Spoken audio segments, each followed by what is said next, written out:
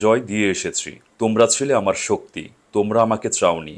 আমি নিজেই তখন চলে এসেছি, পদত্যাগ করেছি। উনি আরও বলেন, আমার কর্মীরা যারা আছেন কেউ মনোবল হারাবেন না। আওয়ামী লীগ বারবার উঠে দাঁড়িয়েছে, আপনারাই দাঁড় করিয়েছেন, আশাহত হবেন না।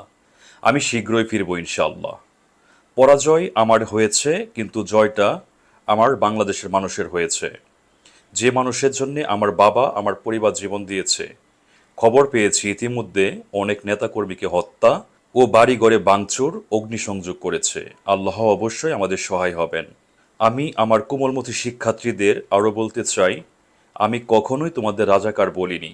আমার কথাটা বিকৃত করা হয়েছে। ওই দিনের সম্পূর্ণ ভিডিও তোমাদের দেখার অনুরোধ রইল। তোমাদের বিপদগ্রস্ত করে একদল তার সুবিধা নিয়েছে। তোমরা ঠিকই তা একদিন অনুধাবন করতে পারবে বলে আমার বিশ্বাস। ভালো থেকো আমার দেশের মানুষ, ভালো রেখো।